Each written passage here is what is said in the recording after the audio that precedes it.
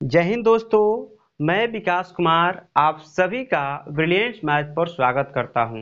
दोस्तों, आज हम लोग पढ़ने वाले हैं क्लास 10th का हिंदी चैप्टर नंबर 2। इसका नाम है 20 का दांत। और 20 का दांत जो पाठ है इसका लेखक है नलिन बिलोचन शर्मा। आज हम लोग इन्हीं के परिचय के बारे में जानेंगे। तो चलिए सबसे पहले हम लोग जो लेखक नलिन बिलोचन शर्मा हैं उनके बारे में जानते हैं। और एक बात यहाँ से याद रखिएगा, परीक्षा में डायरेक्ट पूछता है कि 20 के दांत का लेखक कौन है, तो आंसर हमेशा मारिएगा नलिन बिलोचन शर्मा।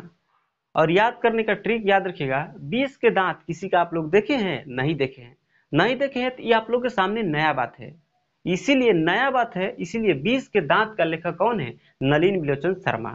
इसको याद रखिएगा, ये ट्रिक है याद करने का। अब ध्यान दीजिए, संपूर्ण इनके जीवनी के बारे में जानते हैं। देखिए, सबसे पहले 20 का दांत जो है ना, इसका लेखक जो है नलिन बिलोचन शर्मा है। कौन है?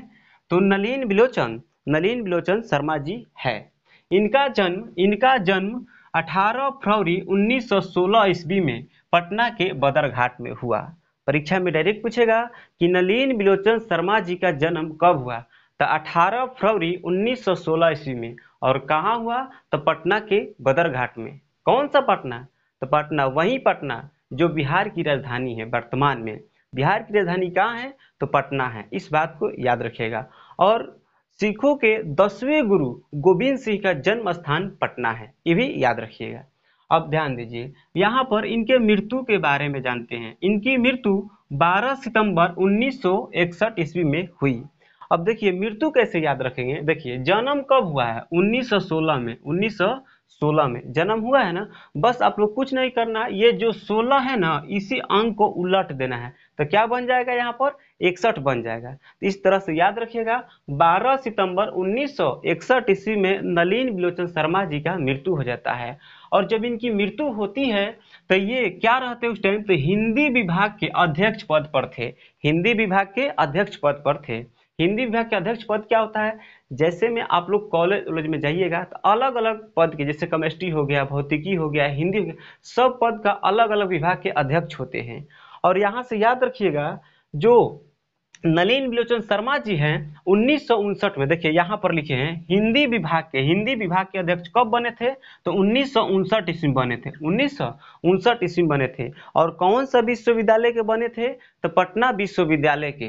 तो परीक्षा में डायरेक्ट पूछेगा यहाँ से कि जो नलिन बिलोचन शर्मा जी हैं हिंदी विभाग के अध्यक्ष कब बने थे, तो आंसर मारिएगा 1965 में। और कौन सा विश्वविद्यालय? तो पटना विश्वविद्यालय। कौन सा विश्वविद्यालय? तो पटना विश्वविद्यालय।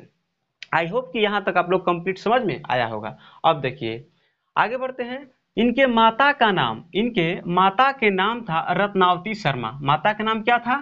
तो रत्नावती शर्मा था।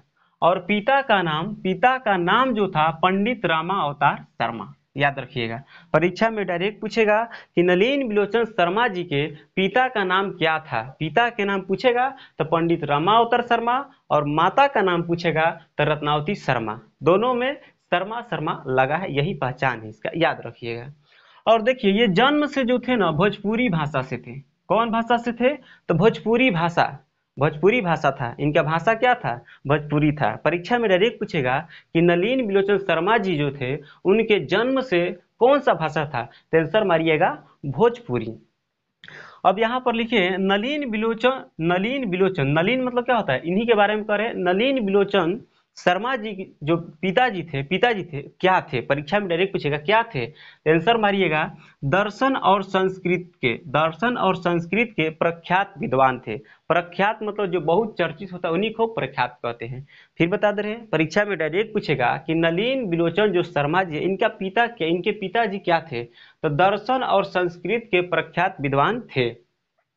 और इनकी स्कूली शिक्षा जो हुआ है, स्कूली शिक्षा का मतलब होता है जब स्कूल में हम लोग पढ़ते हैं वही क्या होता है? स्कूली शिक्षा होता है। 1 से लेके 5, ठीक, और फिर मिडिल स्कूल 6 से 8 क्लास तक। इनके जो स्कूली शिक्षा जो हुआ है ना, स्कूली शिक्षा कहाँ से हुआ है? तो पटना कॉलेजिएट स्कूल से हुआ। किस स्कूल से हुआ है? पटना कॉलेजिएट स्कूल से। परीक्षा में पूछेगा कि जो नलिन बिलोचन शर्मा जी है इनका स्कूली शिक्षा कहाँ से हुई है? तो आंसर मारिएगा पटना कॉलेजिएट स्कूल। फिर करें पटना, कौन पटना? तो बिहार की राजधानी पटना। ये भी याद रखिएगा, बिहार की राजधानी कहाँ है? तो पटना। और सिखों के 10वें गुरु गोविंद सिंह का जन्म जो हुआ था ना तो पटना में हुआ था, इस बात को भी याद रखिएगा।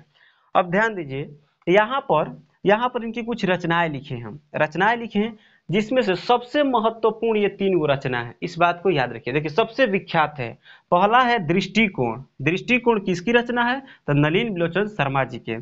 साहित्य का इतिहास दर्शन, साहित्य का इतिहास दर्शन किसकी रचना है?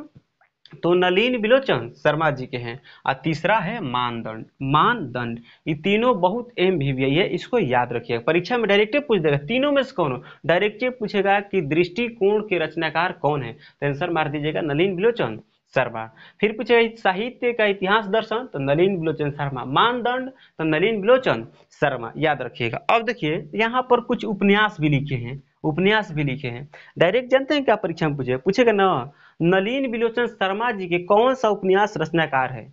उपन्यास कह देगा तो जो उपन्यास में लिखे हैं वही आंसर होगा। ये ना कि दृष्टिकोण दे देगा ना, दृष्टिकोण मत मार दिए, दृष्टिकोण इतिहास उपन्यास नहीं है। उपन्यास दे के पूछेगा तो यही आंसर कीजिएगा।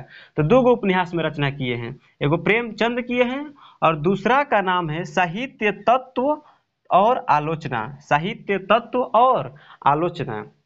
और कुछ कहानी संग्रह भी है इनका। कहानी संग्रह में है केसरी कुमार, केसरी कुमार तथा नरेश के साथ, केसरी कुमार तथा नरेश के साथ। और कुछ काव्य संग्रह भी है। काव्य मतलब कुछ कविता वविता लिखे हैं। पहला है नकेन के प्रपद और नकेन के दो। ये परीक्षा के लिए एमबीबीए है, या इसको याद रखिएगा। नकेन के प्रपद और नकेन दो किसकी रचना है? तो नलिन बिलोचन शर्मा जी के हैं। सदल मिश्र ग्रंथावली नलिन बिलोचन शर्मा जी के। अयोध्या प्रसाद खत्री स्मारक ग्रंथ संत परंपरा और साहित्य, ये सभी रचनाएं जो है किसकी है? तो नलिन बिलोचन शर्मा जी की। आई होप कि यहाँ तक आप लोग कंप्लीट समझ में आया होगा। चलिए एक बार जल्दी से इसका स्क्रीनशॉट ले लीजिए और इसको कॉपी में नोट करके बहुत अच्छा से पढ़ते रहिएगा। लेखक परिचय जो 20 के दांत है, इससे बाहर एक भी प्रश्न नहीं आने वाला है। और अधिकतर एग्जाम में क्या करता है ना, लेखक परिचय से ही ऑब्जेक्टिव प्रश्न बना देता है। इसका नेक्स्ट वीडियो में हम जो 20 के दांत है इसके कहानी के बारे में पूरा डिटेल से समझेंगे। तब तक के लिए आप लोग इतना इसको नोट कर लीजिए या स्क्रीनशॉट ले लीजिए। ठीक है, आप लोग स्क्रीनशॉट ले लिए होंगे। फिर मिलते हैं नेक्स्ट वीडियो में, तब तक के लिए जय हिंद।